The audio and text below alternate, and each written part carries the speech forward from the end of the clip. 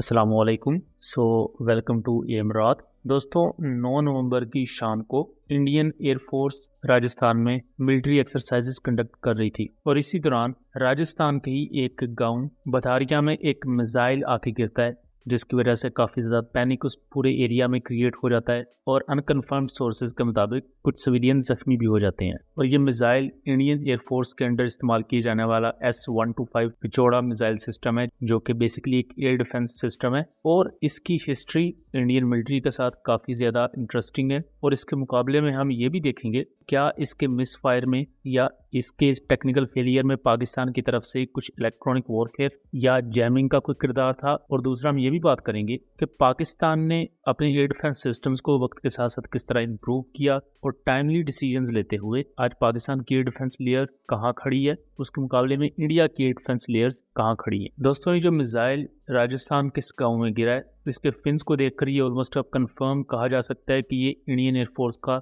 S-125 Pechora surface to air missile system है, जो कि अराउंड 30 किलोमीटर की रेंज प्रोवाइड करता है। ये एक short range air defence system है जिसे इंडियन एयरफोर्स ने 1970s में इंडक्ट किया था और इसके ऑलमोस्ट 20 से ज्यादा स्क्वाड्रन्स इंडियन मिलिट्री का हिस्सा हैं, जो कि अभी तक सर्व कर रहे हैं। 2016 में इनको अपग्रेड किया गया। इन पर 270 से 300 मिलियन डॉलर्स खर्च किए गए इनको अपग्रेड करने पर। और अभी की रीसेंट रिपोर्ट्स ये क्लेम करती हैं कि इंडिया इन्हें 2030 तक कम से कम इस्तेमाल करेगा और 2030 के बाद इन्हें QRSAM और दूसरे इंडिया के short to medium range air defence systems के साथ रिप्लेस कर दिया जाएगा। अब 2030 तक भी इसे इस वजह से यूज किया जाएगा क्योंकि कुछ ऑपरेशनल डेफिशिएंसीज हैं जिनको इंडियन एयरफोर्स और आर्मी फेस कर रही है। एयर डिफेंस सिस्टम थोड़ी तादाद में है जबकि लैंड मास बहुत ज्यादा है। खासतौर पर चाइना के साथ भी उन्होंने बहुत बड़ी तादाद में एयर डिफेंस सिस्टम्स को डिप्लॉय करना है। पाकिस्तानी साइड भी होस्टाइल है। अब बांग्लादेश के साथ भी इश्यूज क्रिएट हो रहे हैं, तो इंडिया बहुत बड़ी तादाद में एयर डिफेंस सिस्टम्स को फील्ड करना चाहता है।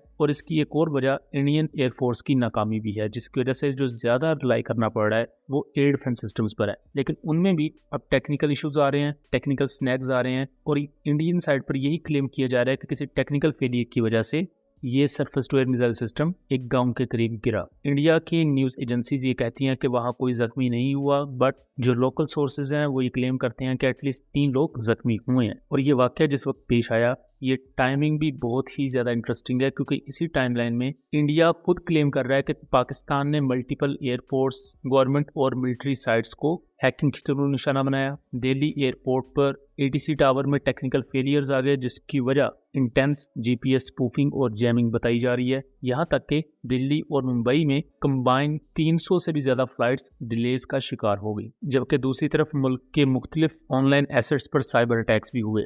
उसी दौरान इंडिया का एक surface to air missile system अपने टारगेट को हिट नहीं कर पाया और अपने टारगेट को हिट करने की बजाय एक सिविलियन एरिया में जाके ब्लास्ट करके क्रैश हो गया। तो उसके पीछे भी पाकिस्तान की तरफ से जैमिंग या इलेक्ट्रॉनिक वॉरफेयर की इन्वॉल्वमेंट को रूल आउट नहीं किया जा सकता, जिसको कुछ इंडियन ऑफिसर्स पॉइंट आउट कर रहे हैं। इसके साथ साथ जैसा कि मैंने बताया कि ये बेसिकली S-125 1961 में सोवियत यूनियन ने बनाना शुरू किया था और ये उस वक्त का सोवियत यूनियन का primary surface to air missile system रहा है, जिसको बेसिकली यूज किया जाता था US और एलाइड फोर्सेस के एयरक्राफ्ट को रोकने के लिए। जबकि 1980s के ईरा में ही उसी टाइमलाइन में ऑलमोस्ट पाकिस्तान ने चाइना से HQ-2 surface to air missile systems खरीदे, जो कि रेडियो फ्रीक्वेंसी सीकर्स को यूज करते थे, 40 किलोमीटर के अराउंड रेंज प्रोवाइड करते थे। लेकिन ये ओल्डर सिस्टम थे और पाकिस्तान ने इन्हें 2007-2006 के ईरा तक रिटायर कर दिया था। और उसी टाइमलाइन में पाकिस्तान स्पैडा 2000 को इंडक्ट कर चुका था,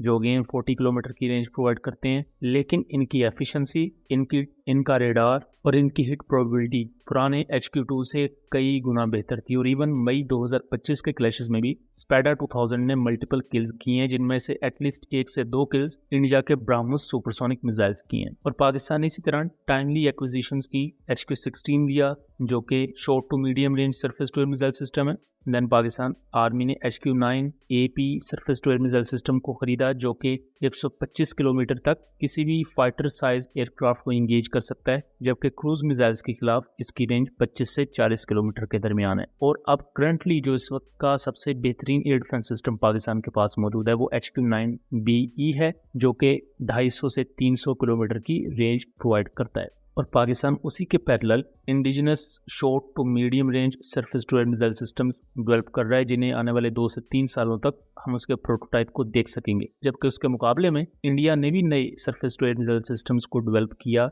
लेकिन लैंड मास बहुत बड़ा होने की वजह से और दूसरी ऑपरेशनल डेफिशिएंसीज की वजह से अभी भी पुराने surface to air missile systems को यूज किया जा रहा है, जिसकी वजह से ये तमाम एक्सीडेंट्स भी हो रहे हैं। और ये एक्सीडेंट कोई पहली दफा नहीं हुआ, यहाँ तक कि 26 अप्रैल 2025 को, यानी कि इंडिया पाकिस्तान की टेंशन शुरू होने से कुछ अरसा पहले ही, इंडियन एयरफोर्स के जेट ने शिवपुरी एरिया में अपना पेलोड गिरा दिया था, जो एक घर पर गिरा था, और उसकी फुटेजेस आप यहाँ देख सकते हैं। एयर डिफेंस के डोमेन में इंडिया ने काफी ज्यादा प्रोग्रेस की है, और इंडिजिनाइजेशन की एफर्ट्स में देखा जाए तो वो पाकिस्तान से आगे हैं, काफी ज्यादा आगे हैं। बट अगर टेक्टिकल लेवल पर देखा जाए तो पाकिस्तान को एक एज हासिल है, बिकॉज पाकिस्तान ने वक्त के साथ साथ नई एक्विजिशंस की, नई चीजें खरीदी जिनकी जरूरत थी, और अब इंडिजिनस चीजों पर काम हो रहा है। और in future HP-19 Pakistan field करने जा रहा है, जो इसको प्रॉपरली डिजाइन ही बैलिस्टिक मिसाइल्स के खिलाफ और एनिमी की सैटेलाइट्स को डिस्ट्रॉय करने के लिए किया गया है। और HQ-19 का जो इंगेजिंग एल्टीट्यूड है ये